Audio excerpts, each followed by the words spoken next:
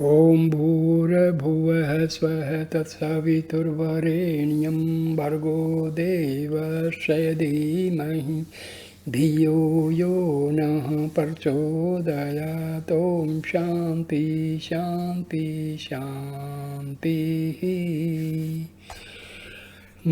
दोस्तों, महर्षि पिप्पलाद के द्वारा उनके 6 शिष्यों के प्रश्नों के उत्तर और शंका समाधान की कथा 2 वीडियो में मैं कर चुका हूँ। ये तीसरा वीडियो है और 4 शिष्यों की जो शंका समाधान प्रश्नोत्तर था वो 2 वीडियो में पूरा हो चुका है। अब बाकी बचे हुए 2 शिष्यों का प्रश्नोत्तरी और शंका समाधान जो है इसमें मैं वर्णन कर रहा हूँ। 5वें दिन प्रातः काल के संध्या और पूजा से छुट्टी पाकर महात्मा पिप्पलाद ने शौर्य के पुत्र गार्ग्य को अपने समीप बुलाया और सामने बैठने का आदेश करते हुए कहा, वत्स गार्ग्य, तुम्हारा ब्रह्मचर्य पूरा हो चुका। अपने सभी साथियों के समान तुमने भी मेरे समीप रहकर आश्रम धर्म के समस्त नियमों का पालन किया है। वेद के समस्त मंत्र तुम्हें कंठस्थ हो चुके हैं। शास्त्रों का परिशीलन भी तुम कर चुके हैं। मैं जानता हूँ कि तुम अपने स्वाध्याय के प्रति इतने आसक्त रहते हो कि तुम्हें अब किसी शास्त्रीय विषय में कोई कुछ शंका संदेह नहीं होगा, पर तुम जो कुछ भी मुझसे जानना चाहते हो उसे मैं बतलाने को तैयार हूँ। गार्ग्य चुप था। पिछली रात में उसे अच्छी तरह नींद नहीं आई थी। इसके पहले गुरु के समीप रहते हुए उसे कभी ऐसा नहीं हुआ था। नींद पूरी नहीं होने के कारण अभी तक उसकी आंखों में आलस्य की रेखा नाच रही थी।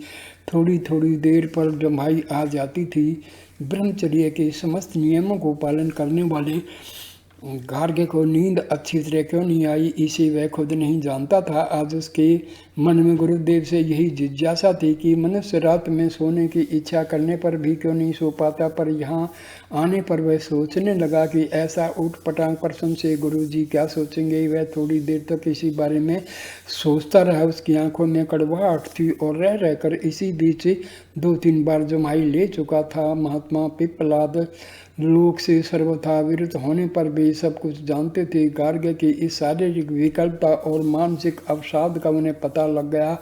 वह तुरंत कुछ विस्मित से होकर बोले, वत्स गार्ग्य, ऐसी क्या बात हो गई जो तुम्हारे शरीर में आलस्य की निशानी दिखाई पड़ रही है? क्या तुम रात में अच्छी नींद नहीं ले सके? यह तो तुम्हारी मानसिक चंचलता की निशानी है। मुझे अब संदेह होने लगा है कि तुमने ब्रह्मचर्य के समस्त नियमों का विधिवत पालन नहीं किया है। गार्ग्य पहले तो कुछ समझ गया, पर फिर दृढ़ता के स्वर में बोला, भगवान आप ठीक कह रहे हैं। पिछली रात मुझे अच्छी तरह नींद नहीं आई। एक बार प्रयत्न करने पर आंखें मूंदी भी तो विचित्र विचित्र स्वप्न देखता रहा। मैंने भरसक ब्रह्मचर्य के समस्त नियमों का तन-मन से पूर्णतया पालन किया है, पर उससे मैं च्युति होना भी स्वाभाविक है। कल शाम से ही मेरा मन कुछ चंचल था। मैं नहीं जानता कि वह एकाएक क्यों इतना चंचल हो गया। पिप्पलाद ने कहा, वत्स, नींद का ठीक से न आना और स्वप्न देखना, ये दोनों बातें तुम्हारे मन की चंचलता बतला रही है। अवश्य तुमने अपनी साधना में कोई त्रुटि की है। कल शाम को जब तुम्हारा मन चंचल हुआ तभी मेरे पास आए होते या अपने साथियों से सलाह लिए होते तो इस तरह का कोई उपद्रव न होता। पर मैं यह जानना चाहता हूँ कि कल शाम को तुम्हारे मन में क्या विकार उत्पन्न हुए। साफ साफ बतलाओ, शायद मैं उसे वश में करने का कोई उपाय बता सकूं। गार्ग्य ने विनीत स्वर में कहा, गुरुदेव, कल दोपहर में सत्यकाम जब आपके पास से दीक्षित होकर वापस लौटा तो मैं एकाएक यह सोचने लगा कि कल परसों तक हम सभी साथियों की शिक्षा पूर्ण हो जाएगी और हम सबको गृहस्थ आश्रम की ओर लौटना पड़ेगा। गृहस्थ आश्रम का चिंतन करते ही मैं अनेक दुनियाई बातों में उलझ गया। यहाँ तक उलझ जा रहा कि कल सायंकाल की संध्या एवं हवनादि क्रिया में भी पूर्ण स्वस्थ नहीं हो सका और फिर रात में भी उन्हीं सब उलझनों को सुलझाता रहा। अपने विवाह गृहस्थ धर्म के पालन, भावी पुत्र पौत्रादि की शिक्षा दीक्षा तक मेरे मन की लहरें दौड़ लगाती रही। बहुत कोशिश करने पर भी मैं मन को अपने वश में समेट नहीं सका। रात के स्वप्न में भी यही सब दृश्य देखता रहा। गृहस्थी के अनेक कल्पित सुखों का भी मैंने पिछली रात में मिथ्या अनुभव किया है। यही कारण है कि मेरी आंखों में रह कर कड़वा पानी आ जाता है और मुख में जुम्हाई। भगवान, मैं इस आकस्मिक उपद्रव से बहुत डर गया हूँ। क्या इससे बचने का कुछ उपाय अभी बाकी है? मैंने बड़ा अपराध किया है जो कल शाम को ही आपसे इस संबंध में चर्चा नहीं की और ने अपने प्रिय साथियों को ही कुछ बतलाया। पिपलाद ने कहा, वत्स गार्ग्य, तुम्हारी ये मानसिक चंचलता अब गृहस्थ आश्रम में जाने से ही दूर हो सकेगी। अब इसे तुम मेरे आश्रम धर्म में रहकर दूर नहीं कर सकते, पर इससे तुम्हें डरना भी नहीं चाहिए। निश्चय ही कल परसों तक तुम सबको अपनी अपनी जन्मभूमि को वापस लौटना है और वहां पहुंचकर गृहस्थ आश्रम में धर्म का पूर्ण रीति से पालन करना है। पर इस तरह मन के उतावलेपन और अनियंत्रित होने से तुम्हें गृहस्थाश्रम में भी कठिनाई उठानी पड़ेगी। इसलिए मैं तुम्हें यह कहता आया हूँ कि इंद्रियों समेत मन को सदा बुद्धि और आत्मा के नियंत्रण में रखने की कोशिश करना। यह मन बहुत ही चंचल है और स्वतंत्र रहने की ताक में लगा रहता है। वायु की भांति इसे बांध कर रखना बहुत कठिन होता है। गार्ग्य ने कहा, भगवान, पर मैं यह जानना चाहता हूँ कि सोते में मनुष्य जो विविध प्रकार के स्वप्न देखता है वह क्या है? क्या शरीर की अनन्य इंद्रियों के साथ मन को उसमें नींद नहीं आती? पिपलाद ने कहा, वत्स, सोते में मनुष्य की कुछ इंद्रियां देखने में तो सो अवश्य जाती हैं, पर कुछ ऐसी इंद्रियां हैं जो जागती रहती हैं और उसमें स्वप्न में होने वाले सुख दुख की अनुभूतियों में शामिल रहती हैं। गार्ग्य विनम्र स्वर में हाथ जोड़कर बोला, पूज्य गुरुदेव, मैं यह सब बातें विस्तार के साथ जानने को उत्सुक हो रहा हूँ कि इस जीव के शरीर में कौन कौन इंद्रियां सोने पर जागती रहती हैं और कौन इंद्रियां सोती हैं और कौन कौन स्वप्न देखती हैं। इन सब अनुभूतियों से होने वाले सुख दुख को कौन भोगता है और यह सब किससे जाकर विलीन होती है? कृपया इन सब बातों को मुझे बतलाइए। महात्मा पिपलाद ने कहा, वत्स, सोते में इस जीव के शरीर की जो दिशा होती है मैं उसे बतला रहा हूँ। ध्यान पूर्वक सुनो। जिस तरह दिन में सूर्य की 1,000 किरणें भूमंडल को प्रकाशित कर जीवन दान करती हैं और अस्त हो जाने पर वह सब इसके तेजोमंडल में प्रवेश करके एक रूप हो जाती हैं और फिर दूसरे दिन उदय होने के समय उसी तेजोमंडल में से निकलकर फिर अपना प्रकाश बाहर बिखेरने लगती हैं, उसी प्रकार शरीर की सब इंद्रियां और उसके भोग्य विषय जागते समय अपने अपने कामों में लगे रहते हैं और सोते समय अपने से श्रेष्ठ सत्ता वाले मन में लीन होकर एक रूप हो जाती हैं। उसमें जीव प्रत्यक्ष जगत में न कुछ देखता है, न कुछ स्वाद लेता है, न कुछ सूंघता है, न कुछ छूता है, न बोलता है और न कोई क्रिया करता है। जीव की ऐसी दिशा को सोने की अवस्था कहते हैं। हे वत्स, शांत और निर्विकार मन जीव की इस दिशा में सोता है और चंचल तथा विकारी मन उसमें भी सभी इंद्रियों के साथ दौड़ता रहता है और किसी कारणवश दिन में जिस विषय के चिंतन व उपभोग में असफल रहता है उन सब का चिंतन व उपभोग करने की कोशिश करता है। अनेक वर्ष पूर्व में घटित होने वाले कर्मों का जो सूक्ष्म संस्कार उस पर जमा रहता है उन सब तक भी वह स्वप्न की अवस्था में दौड़ लगाता है। बाहरी इंद्रियों के सोते रहने पर भी वह सूक्ष्म इंद्रियों के साथ सब कुछ करता है। यही कारण है कि उस सोने की अवस्था में भी जीव सब कुछ दृश्य देखता है और विभिन्न प्रकार के स्वाद लेता है, सूंघता है, छूता है, बोलता है और क्रियाएं करता है। गार्ग्य ने कहा, भगवान, इस विषय को तो मैं समझ गया। अब यह जानना चाहता हूँ कि उसे सोने की अवस्था में भी जीव के शरीर में कौन वस्तु जागती रहती है और उसमें उसके व्यापार क्या होते हैं। पिपलाद बोले, वत्स, उसमें इस शरीर रूपी नगर में केवल इस जीवन रूपी यज्ञ की 5 प्राणाग्नियाँ जागती रहती हैं। उन पांचों प्राण अग्नियों के नाम यह हैं: प्राण, अपान, समान, उदान और व्यान। बेटा, मैंने जीवन की उपमा यज्ञ से की है। उसका पूरा विवरण इस तरह है: जिस तरह यज्ञ का करने वाला और उसका श्रेय प्राप्त करने वाला कोई न कोई यजमान होता है, उसी तरह इस संपूर्ण जीवन यज्ञ का करने वाला और उसका फल भोग करने वाला भी मन होता है। जिस तरह यज्ञ में 11 पत्ते आवनी है, दक्षिणाग्नि की विशेष महत्ता होती है, उसी तरह इस जीवन यज्ञ में पांचों प्राणों की महत्ता है। इस शरीर में अवस्थित प्राण आहवनीय यज्ञ की तरह सोते जागते सर्वथा जागता रहता है। अपान इस जीवन का 11 पत्ते अग्नि है और व्यान दक्षिणा अग्नि है। समान वायु श्वास प्रवास की गति को समान रूप से भीतर खींचने और बाहर ले जाने वाली है। उदान इस जीवन यज्ञ का फल है, क्योंकि वही मन को ध्यान मगन करके ब्रह्म की प्राप्ति कराती है। इस स्वप्न की अवस्था में ज्योति स्वरूप यजमान मन इस जीवन यज्ञ के फलस्वरूप उदान की प्रेरणा से ब्रह्म की अपार महिमा का अनुभव करता है। जिसे एक बार कभी वह देख चुका है, उसे नए सिरे से नए रूप में देखा हुआ सा बोध करता है। जो कुछ पहले कभी वह सुन चुका है, उसे फिर से सुना हुआ सा जानता है।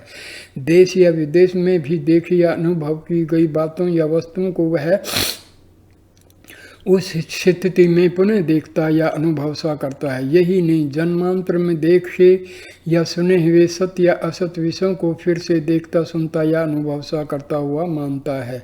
गार्ग्य ने पूछा, भगवान, क्या ऐसा कारण है कि ये स्वप्न पहले मुझे नहीं दिखाई पड़ते थे और कल ही दिखाई पड़े? पिपलाद ने कहा, वत्स, मन की चंचलता के बारे में मैं पहले ही में बतला चुका हूँ कि यह बुद्धि व आत्मा से नियंत्रित होता है। जब यह ज्ञान रूपी तेज द्वारा संपूर्ण रूप से मगनता की अवस्था को प्राप्त करता है, तो उसे उस स्थिति में किसी प्रकार का स्वप्न नहीं दिखता। उस समय उसको समस्त चिंता और वासना रूपी किरणें उस ज्ञान के महातेज में विलीन हो जाती हैं। उस दिशा में भी इस शरीर में अगाध और अनंत सुख की अनुभूति होती है। गार्ग्य बोला, गुरुदेव, यह चंचल मन ज्ञान के महातेज से किस में मगन होता है, इसे मैं फिर जानना चाहता हूँ। पिपलाद ने कहा, वत्स, जिस प्रकार सूर्यास्त के बाद समस्त पक्षी बसेरा लेने के लिए किसी एक पेड़ का आश्रय लेकर उसी में निश्चिंत होकर निद्रा मगन होते हैं, उसी प्रकार ब्रह्म प्राप्ति की अवस्था में मन की सब वासनाएं और कामनाएं और उसमें प्रतिबिंबित होने वाला समस्त दृश्य जगत आत्मा में विलीन हो जाता है। सुषुप्ति की उस अवस्था में शरीरस्थ पांचों महाभूत भी उसी आत्मा में विलीन हो जाते हैं। इसे मैं विस्तार पूर्वक बतला रहा हूँ, तनिक ध्यान से सुनो।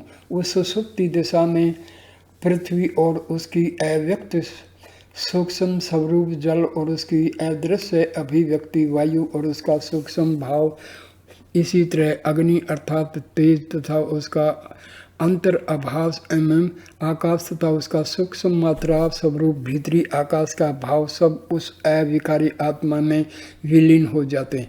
इसी तरह आँखें और उसके दिखने के विषय दृश्य जगत, कान और उसके सुनने योग्य विषय शब्द समूह, नाक और उसके द्वारा सूंघे जाने वाले पदार्थ, जीभ और उसके द्वारा स्वाद लेने योग्य वस्तुएं, चमड़ा और उसके द्वारा छूने योग्य पदार्थ, वाणी और उसके द्वारा बोले जाने वाले विषय, पैर और उसके द्वारा चलने योग्य प्रदेश, मन और उसके द्वारा मनन किए जाने वाले विषय, बुद्धि और उसके द्वारा जानने वाले योग्य पदार्थ, अहंकार करना योग्य विषय, चित्त और उसके द्वारा चिंतन करने योग्य विषय, प्रकाश और प्रकाशित होने वाले योग्य विषय, प्राण एवं उसके द्वारा धारण करने योग्य समस्त पदार्थ, यह सब आत्मा में विलीन होकर एकाकार हो जाते हैं और आनंद की अनुभूति द्वारा पूर्ण मगनता की अवस्था को प्राप्त करते हैं।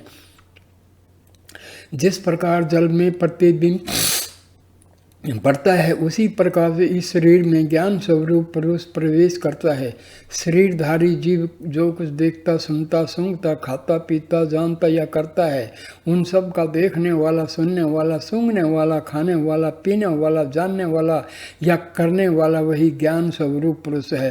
वह सुषुप्ति की अवस्था में उसी प्रकार उस अविनाशी आत्मा में लीन या मगन हो जाता है। जिस प्रकार जल के सूख जाने पर जल में दिखाई पड़ने वाला प्रतिबिंब सूर्य में विलीन हो जाता है। वत्स गार्ग्य, सब प्रकार की इच्छाओं और चिंताओं से मुक्त होकर जो उस ज्ञान से मुक्त शरीर के सब संस्कारों से शून्य निर्गुण शुभ्र प्रकाश में अविनाशी परब्रह्म को जान जाता है, वह उसी श्रेष्ठ अविनाशी को प्राप्त होता है और अविद्या से रहित होकर सर्वज्ञ बन जाता है। हे गार्ग्य, जिस परम तत्व में पांचों प्राण, पांचों महाभूत, समस्त इंद्रियों के साथ देवता लीन हो जाते हैं, उस विज्ञान रूप पर ब्रह्म को जानने की कोशिश करो। मुझे विश्वास है कि तुम गृहस्थ धर्म में रहकर भी उसे प्राप्त कर सकोगे। उसे जानने की कोशिश करते ही तुम्हारे मन की चंचलता दूर हो जाएगी। गार्ग्य का मलिन मुख महात्मा पिप्पलाद की इस सांत्वना भरी अमृतवाणी से चमक उठा। उसका समस्त जबर भीत हो गया और वह इतनी ही देर में पूर्ण ब्रह्म वर्चस्व की निर्मल कांति श्रीता में नहाने के समान आह्वादित एवं प्रकाशमान हो उठा। आँखों की कड़वाहट और मुख की जमा हुई उस नवचेतना के विद्युत प्रवाह में वह बह गई। वह पुनः आंखें खोलने के समान नवीन स्वर्णिम प्रभात सा देखने लगा। अब चेतन की तंद्रा बीत जाने के कारण उसके रग रग में उत्साह और उल्लास की होड़ सी मच गई। वह गदगद कंठ से गुरु के चरणों पर गिरकर बोला, पूज्य गुरुदेव, आपकी कृपा से मेरी बाधा बीत गई और मैं पुनः अपने नवजीवन का अनुभव सा प्राप्त कर रहा हूँ। निश्चय ही यह सब आपकी अमोघ कृपा का फल है। भगवान सचमुच आज मैं कृतार्थ हो गया। महात्मा पिप्पलाद ने आह्वादित गार्ग्य को उठाकर छाती से लगाते हुए कहा, वो तुम्हारी यह प्रसन्नता जीवन भर बनी रहे। गुरु पिप्पलाद से अमोघ आशीर्वचन प्राप्त कर वापस आने पर साथियों ने गार्ग्य का अभिनंदन किया। उसमें उसकी प्रसन्नता देखने योग्य थी। अपने सब साथियों को उसने अपनी पिछली रात की व्याकुलता और गुरु से प्राप्त की गई समस्त शिक्षा का सारा वृत्तांत कह सुनाया। उसके निश्चल साथियों ने उसकी इस अपूर्व सफलता पर उसे बधाई दी। छठे दिन प्रातःकाल भारद्वाज के पुत्र सुकेशा की वारी थी। यूं तो सब साथी उत्सुक मन से उस सब दिन की प्रतीक्षा कर रहे थे जब उन्हें भली भांति कृतविद्य होकर अपनी जन्मभूमि में वापस लौटने का अवसर मिलता, पर सुकेशा उन सब में अगवा था। उसे अपनी जन्मभूमि बहुत प्यारी थी। इंद्रियों समेत मन पर वह बहुत पूरा अधिकार प्राप्त कर चुका था, पर वह यह नहीं समझ पाता था कि जन्मभूमि की ममता उसे इतनी क्यों है। उसे अपने पिता भारद्वाज के पुनीत आश्रमवासी सहवासियों का ही नहीं, उसमें निवास करने वाले पशु, वृक्ष, लता एवं पक्षियों तक का जब ध्यान आता तो वह एक क्षण के लिए कुछ आकुल हो जाता था। इसलिए जब उसकी बारी आई तो वह निहाल हो उठा। गुरु पिप्पलाद के आदेश से विनीत मुद्रा में जब सुकेशा उनके पास पहुंचा तो उसके मन की प्रसन्नता अंगों अंगों से फूट पड़ रही थी। गुरु ने सामने बैठने का इशारा करते हुए कहा, वत्स सुकेशा, तुम्हारी मानसिक प्रसन्नता तुम्हारी निश्चलता और संतोष की साक्षी दे रही है। मेरे समीप रहकर तुम अपने पूज्य पिता भारद्वाज की तरह ही ब्रह्मचर्य के सब नियमों का पालन किया है। वेदों और शास्त्रों पर तो तुम्हारा पहले ही से अधिकार था। अब तुम मुझ में अपने संदेहों के बारे में पूछ सकते हो। सुकेशा ने विनम्र स्वर में कहा, भगवान, मेरे मन में एक प्रश्न बहुत दिनों से बैठा हुआ है, बस उसी का उत्तर मैं जानना चाहता हूँ। पिप्पलाद ने कहा, बस उसे तुम मुझसे पूछ सकते हो। सुकेशा बोला, गुरुदेव, में बहुत दिनों की बात नहीं है, बहुत दिन की बात नहीं है, करीब 2 वर्ष हुए मेरे पूज्य पिताजी के आश्रम में कौशल देश का राजकुमार हिरण्यवर्मा आया हुआ था। उसके साथ में आश्रम दिखाने के लिए पिता द्वारा नियुक्त किया गया। उसके साथ में आश्रम दिखाने के लिए पिता द्वारा नियुक्त किया गया। इसी प्रसंग में घूमते हुए हम दोनों गंगा के पुनीत तट पर पहुँचे। वहाँ पर स्नान ध्यानादि से निवृत्त होकर राजकुमार ने मुझसे पूछा, सुकेशा, तुम ब्रह्मज्ञानी ऋषिवर भारद्वाज के योग्य पुत्र हो। मेरे मन में एक शंका बहुत दिनों से जमी हुई है, मैं उसका निराकरण तुमसे करना चाहता हूँ। मैंने कहा, राजकुमार, तुम अपनी शंका का समाधान मुझसे ले सकते हो, मैं भरसक तुम्हें उसका उत्तर दूंगा। राजकुमार ने पूछा, सुकेशा, तुम उस परम पुरुष के बारे में क्या जानते हो जो 16 कलाओं से युक्त कहा जाता है? गुरुदेव, मुझे उस 16 कलाओं से युक्त परम पुरुष के संबंध में कोई विशेष जानकारी नहीं थी। थोड़ी देर तक सोचने विचारने के बाद मैंने राजकुमार से साफ साफ बतला दिया कि भाई, मुझे उस परम पुरुष के संबंध में कोई विशेष जानकारी नहीं है, किंतु मेरी इस बात पर कौशल कुमार को सहसा विश्वास नहीं हुआ। उसने यह समझा कि मैं उस परम पुरुष की भली भांति जानता हूँ, पर किसी कारणवश उसे मैं बतलाना नहीं चाहता। उसने फिर आग्रह करते हुए कहा कि सुकेशा, मैं बहुत दिनों से इस संबंध में जानना चाहता हूँ। मेरे ऊपर तुम्हारा यह महान अनुग्रह होगा। भगवान राजकुमार की इस विनय और आग्रह से भरी बात को सुनकर मैं लज्जा से गड़ने लगा, पर मेरे पास दूसरा चारा ही क्या था। मैंने अपनी असमर्थता प्रकट करते हुए फिर कहा, राजकुमार, यदि मुझे उस 16 कलाओं वाले परम पुरुष के संबंध में कोई विशेष जानकारी होती तो तुम्हें क्यों नहीं बतलाता। तुमसे मैं यह साफ साफ कह देना चाहता हूँ कि तुम्हारे लिए मेरे मन में कोई दराव का भाव नहीं है। मैं तुम्हें अपने अभिन्न मित्र के रूप में देखता हूँ। पर मेरी इस बात का भी राजकुमार पर कोई प्रभाव नहीं पड़ा। वह उदास हो गया और थोड़ी देर बाद गंगा से वापस लौटते हुए बीच रास्ते में उसने पुनः विनम्र भाव से यही बातें पूछी। भगवान, मैं तो बहुत ही लज्जित और दुखी हुआ, और जब किसी दूसरे उपाय से उसके मन में विश्वास जमते नहीं देखा तो शपथ का सहारा लिया। यद्यपि शपथ के बाद मुझे बहुत ही मानसिक अनुताप हुआ। मैंने कहा, राजकुमार, जो व्यक्ति तुम्हारे जैसे अभिन्न सुहृदय से भी कपटवश मिथ्या बोलता है, वह जड़ समेत सूख जाता है। उसे न तो इस लोक में सुख मिलता है न परलोक में।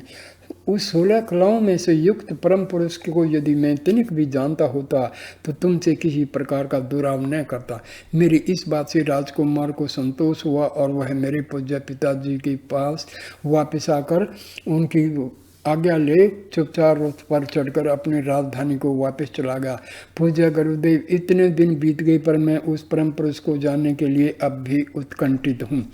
महात्मा पिप्पलाद ने सुकेशा के इस आकुल जिज्ञासा को सुनकर मुस्कुराते हुए कहा, वत्स, क्या राजकुमार ने तुम्हारे पिताजी से इस संबंध में जिज्ञासा नहीं की? सुकेशा बोला, गुरुदेव, मेरे पिताजी उसमें अपने शिष्यों को पढ़ाने में लगे हुए थे। राजकुमार को अपने घर वापस लौटने की जल्दी थी। पिप्पलाद ने पूछा, सुकेशा, तो फिर तुमने ही क्यों नहीं अपने पूज्य पिताजी से इस संबंध में जानकारी प्राप्त की? तुम्हारे पिताजी इस विषय को पूरे पंडित हैं। सुकेशा ने लज्जा प्रकट करते हुए सिर को नीचा कर कहा, गुरुदेव, पिताजी से इस संबंध में पूछते हुए मुझे शर्म लग रही थी, क्योंकि मैं उस समय समझता था कि इस संबंध में मैं थोड़े ही दिनों में कहीं अन्यत्र से जानकारी प्राप्त कर लूँगा। पर आज इतने दिनों के बीत जाने के बाद भी वह शंकाएँ ज्यों की त्यों हैं। भगवान, अब आपसे विनयपूर्वक यह निवेदन करता हूँ कि वह 16 कलाओं से युक्त परम पुरुष कौन है और कहाँ पर वह निवास करता है। महात्मा पिप्पलाद ने जो सुकेशा की इस तरह विनयपूर्ण प्रार्थना सुनी तो उन्होंने थोड़ी देर चुप रहकर यह उत्तर दिया, वत्स सुकेशा, जिस परम पुरुष से 16 कलाओं उत्पन्न होती हैं या जो उन 16 कलाओं से सर्वथा युक्त कहा जाता है, वह कहीं अन्यत्र नहीं है।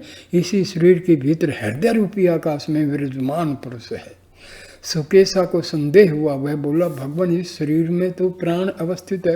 प्राणों के निकल जाने पर इसमें कुछ नहीं रहता। लोग इसे जला देते हैं या गाड़ देते हैं या जल में डुबा देते हैं, तो क्या प्राण ही वह मूल पुरुष है?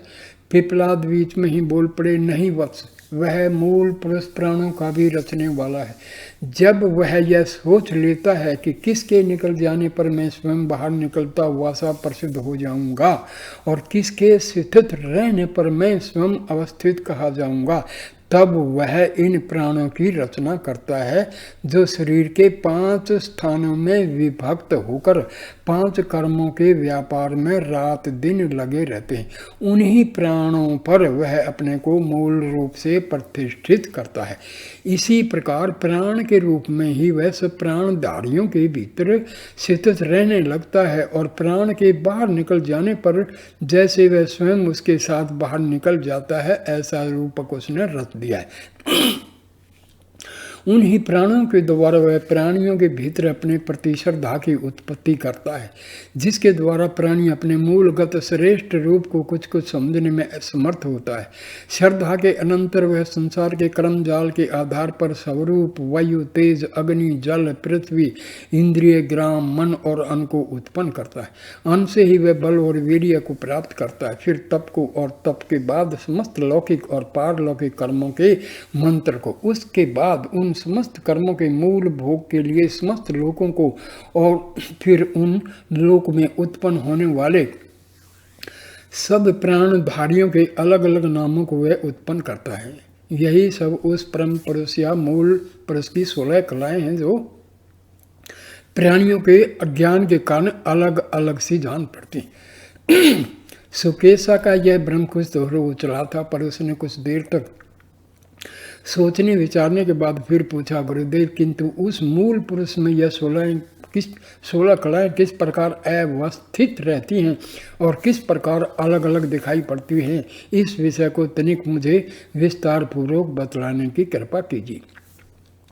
महात्मा पिपलाद बोले, वत्स सुकेशा, जिस प्रकार समुद्र से बादलों द्वारा लाकर बरसाए हुए गए जल को बहने वाली नदियां फिर समुद्र में जाकर विलीन हो जाती हैं, समुद्र की अपार जलराशि में अपना स्वतंत्र अस्तित्व भी खो बैठती हैं और फिर समुद्र के नाम से ही प्रसिद्ध हो जाती हैं, उसी प्रकार सब कुछ देखने वाले उस परम पुरुष की ओर जाने वाली यह 16 कलाएं उसी को प्राप्त कर विलीन हो जाती, एक रूप होकर उसी में अपना स्वतंत्र अस्तित्व खो देती हैं।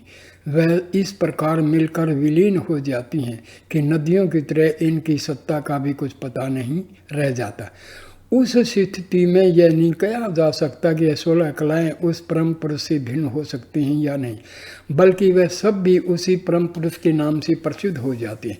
उस समय सब कुछ देखने और जानने वाला यह परम पुरुष इन समस्त कलाओं से रहित एक रूप और अमर निर्विकार स्थिति को प्राप्त हो जाता है। हे वत्स, जिस प्रकार रथ के पहिए की नाभि में अरे जुड़े रहते हैं, उसी प्रकार की प्रेरणा पर सब में गति होती है, उसी प्रकार यह समस्त कलाएं, यही निसारा विश्व प्रपंच उसी परम रूप मूल केंद्र से जुड़ा रहता है। जो विद्वान पुरुष इस रूप में उस परम पुरुष को पहचानता, वह कभी मृत्यु को पीड़ा से पीड़ित नहीं होता, अमर बन जाता है। सुकेशा, मैं उस परम पुरुष या ब्रह्म को इसी रूप में देखता हूँ।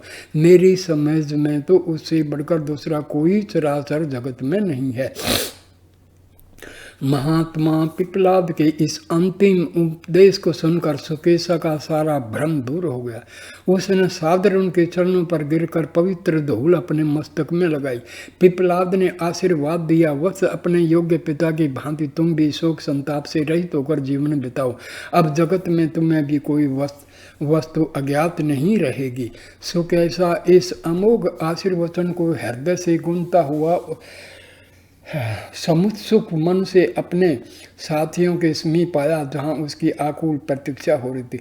उसने गुरु से प्राप्त की गई इस अमर विद्या की चर्चा अपने साथियों से भी की।